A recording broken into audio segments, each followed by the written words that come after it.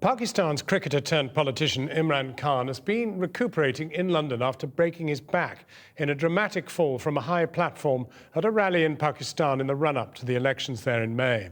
Despite the setback and having to continue the campaign from his hospital bed, Imran Khan's Movement for Justice party gained nearly 8 million votes, coming in second behind Nawaz Sharif, who won the election.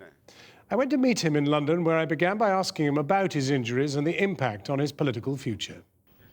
Miraculously, today, he's walking normally. It turns out the bulletproof vest he was wearing when he fell more than 15 feet during a rally in Lahore almost 3 months ago saved him, not just from a bullet. I was wearing a bulletproof vest because the agencies had told me that my life was under threat.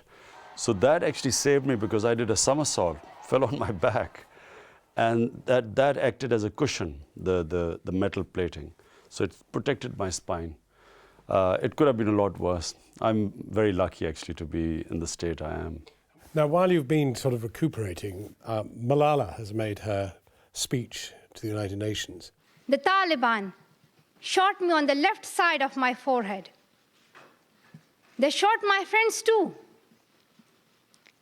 They thought that the bullet would silence us, but they failed.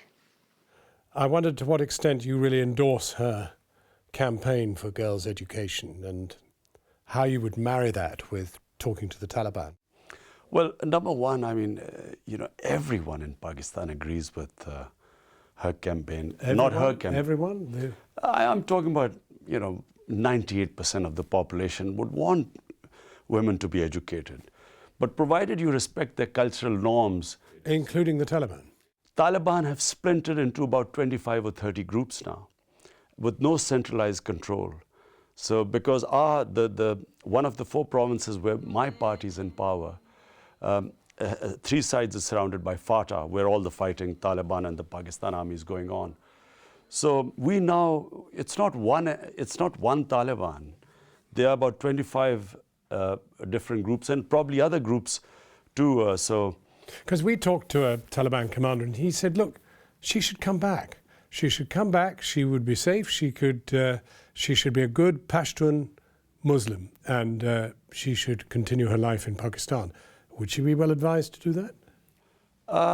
For 1 year, possibly not, because you see, when the Americans leave Afghanistan, we could completely have a different situation in Pakistan too, because we could actually, the whole thing could start subsiding. But it's tricky. I mean, what is the situation in Afghanistan after NATO leaves? We don't know as yet. This fanaticism which has gripped the country now, more radicalization than ever before. This will then, we hope, we'll be able to control the militancy. Who do you blame for the radicalization? Saudi Arabia? Well, first of all, I think it was like General Nick Carter, the British commander in Afghanistan. I read his statement where he said that 10 years ago they should have talked to the Taliban. I think initially if Al-Qaeda and Taliban were separated, because Taliban Pashtuns, they had no capability of attacking Western targets. It was Al-Qaeda. So that effort wasn't made. And then when the Taliban were toppled, they were weak, that was the time to hold political talks with them and sort of separate them from Al-Qaeda. And he quite rightly says, and I believe that's what should have been done, that opportunity was lost. And now that the Taliban know that NATO is leaving next year, I mean, they are talking from a position of strength. How do you talk to them then? Who do you talk to? In Pakistan, we don't know, who these groups are now, because it started off with the TTP about 5 years back. And now in every tribal agency, 7 of them, there is now a Taliban group, and they've splintered further. And a lot of criminals, young people, unemployed, they've become Taliban. You don't need any qualification to become Taliban. You can just make a group and call yourself Taliban. So we really need, Pakistan's #1 issue now is to deal with terrorism. But terrorism is generated by several different forces. One, of course, is the continuing spillover of the war into Pakistan, the drone attacks. What would you do about the drone attacks? You see, what the drones do is that they link Pakistan with the US war. Once Pakistan is considered a collaborator of the US, then the Taliban's narrative of jihad against the Pakistan army and security forces and the police, then they can call for jihad. Jihad means suicide attacks, suicide attacks because it's martyrdom. So to take the motivation away from the suicide attacker, it's imperative that Pakistan disengages from the US war. In the latest figures I've seen, which admittedly only go up to 2009 or so, talk about 94 children being killed in drone attacks. But drone attacks, it's the most inhuman thing any civilized country could think of. Well, are you surprised that there isn't more protest in the West against them? Because in the West, people don't understand anything about drone attacks. They are given wrong figures. The Peshawar High Court asked the political agent in Waziristan to give the figures of civilians killed in drone attacks. This is about 2 months back, 2.5 months back.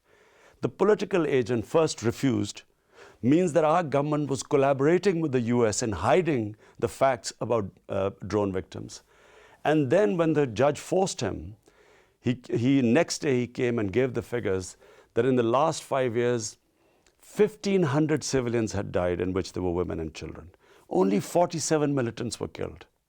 And 330 were maimed, in other words, minus limbs when the bomb explodes. So these figures were hidden from the Pakistani public by our own government. And it's certainly hidden from the Western public about what the drones do.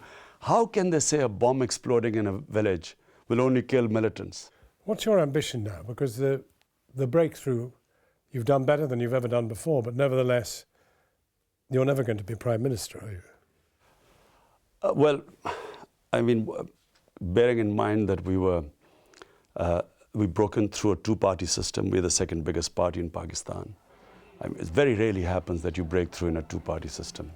First time, a party went out of its way to give tickets to young people. 35% were below the age of 40. It's never happened before.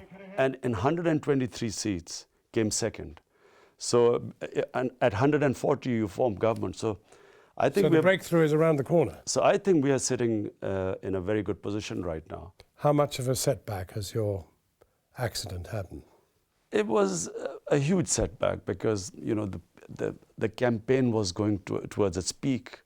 I mean, we had never had seen such scenes in Pakistan.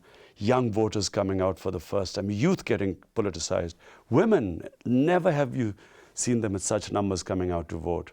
So it was reaching its peak, and the last 2 days were going to be the peak of the campaign, and so it was unfortunate. Imran Khan, thank you very much indeed for talking to us. Pleasure.